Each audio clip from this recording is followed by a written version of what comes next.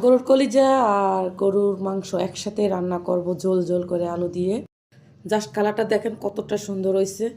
তো এখানে আমি সর্বপ্রথম অনেকটা পরিমাণ লোকা সরিষার তেল দিয়ে দিছি, যেহেতু সরিষার তেল দিয়ে রান্না করলে বেশি মজা হয়। তো সরিষার তেল দেওয়ার পরে তেলটা যখন একটু গরম হয়ে আসবে তখন এখানে দিয়ে দেবো পরিমাণ অনুযায়ী পেঁয়াজ। পেঁয়াজটা গরুর মাংস একটু বেশি দিতে হয়, পেঁয়াজটা দিয়ে একটু হালকা জ্বালানো লোকা পেঁয়াজটা ভাজা হবে। এখানে আমি হলুদের গুঁড়া, মরিচের গুঁড়া, জিরার গুঁড়া, ধনিয়ার গুঁড়া আমি এখানে আধা ঘন্টার মতো পানি দিয়ে এটাগুলোকে ভিজিয়ে রাখছি একটু লাড়াচাড়া করে। এভাবে যদি আপনি ভিজিয়ে রেখে মানে গুঁড়া মশলাটা ভিজিয়ে রেখে যদি রান্না করেন একদম বাটা যে মশলা ওই মশলার টেস্ট পাবেন। তো এটা দিয়ে আবার একটু লাড়াচাড়া করে এখানে দিয়ে দিলাম পরিমাণ অনুযায়ী আদা রসুনের পেস্ট, লবণ আর কিছু হলো গরম মশলা দিয়ে আবারও খুব সুন্দর করে লাড়াচাড়া করে আবার ওই লোগা মশলাটা খুব ভালো করে লোগা মশলাটা কষিয়ে নিব।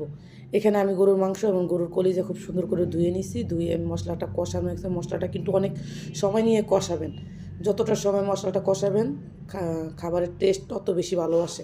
তো এখানে মাংসটা দিয়ে আমি খুব সুন্দর করে লাড়াচাড়া দিয়ে মাংসটা এখানে দিয়ে দিলাম, অনেকগুলো রসুন দিয়ে দিলাম। গরুর মাংসতে রসুন আমাদের খুবই পছন্দ, খুবই পছন্দ। তো এখানে রসুনটা দিয়ে আবার খুব সুন্দর করে লাড়াচাড়া করে ঢাকনা দিয়ে ঢেকে এটা খুব ভালো করে কষিয়ে নিতে হবে। এই পানি মানে যে ঝোলটা আছে ঝোলটার ভিতরে একদম 80% মতো সিদ্ধ করে নেব। কয়েকটা টমেটো কেটে দিয়ে দিব। আর এখানে যেহেতু আলু দিয়ে রান্না করবো, দেখেন গরু মাংসের জন্য খুবই বড় বড় করে আলু কেটে নিছি। আলু কেটে আলু দিয়ে দিছি, আলু দিয়ে খুব সুন্দর করে আবারও লাড়াচাড়া করে মিশিয়ে নেব। মেশানো হয়ে গেলে খুব ভালো করে কষিয়ে নিব আর কি। আলুটা দিয়ে কষানো হয়ে গেলে এখানে আমি দিয়ে দিব পরিমাণ অনুযায়ী লগা ঝোল। আমি একদম ফুটন্ত গরম যে পানিটা ওইটা দিব, ওইটা দিলে গরুর মাংস খুব তাড়াতাড়ি সিদ্ধ হয়ে যায়। আপনারা কারা কারা আলু দিয়ে গরুর মাংস রান্না করার অবশ্যই কমেন্ট করে জানাবেন। তো এখানে আমি ঝোল বা যে আলু মাংস সিদ্ধ হওয়ার জন্য একই সাথে আমি লোকের ঝোলটা দিয়ে দেবো। দিয়ে খুব সুন্দর করে লোকের ঢাকনা দিয়ে অল্প আছে আমি এটাকে রান্না করে নেব।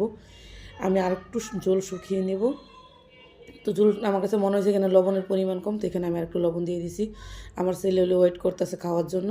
তো আমি একটা মাংস আপনাদেরকে নিয়ে দেখিয়ে দিচ্ছি, একদম নরম হয়েছে মাংসটা, কিন্তু এতটা পরিমাণ গরম যে আমি ধরতেই পারতেছি না, কিন্তু মাংসটা অনেক বেশি একদম সফট নরম হয়েছে। তো রান্না হয়ে গেলে আমি রান্না নামানোর আগে কিছুটা পরিমাণ কয়েকটা কাঁচামরিচ দিয়ে দিব। এখানে আমার ছেলে খাওয়ার জন্য দেখেন ভাত নিয়ে আসছে। তো এখানে আমি অত গরুর মাংস খেতে পারে না। এইভাবে গুঁড়া মশলাটা ভিজিয়ে রাখে যদি রান্না করেন বাটা মশলার মতো টেস্ট পাবেন। অবশ্যই এই টেকনিকটা অবশ্যই একবার লোক ট্রাই করবেন। রেসিপি ভালো লাগলে লাইক শেয়ার কমেন্ট করবেন।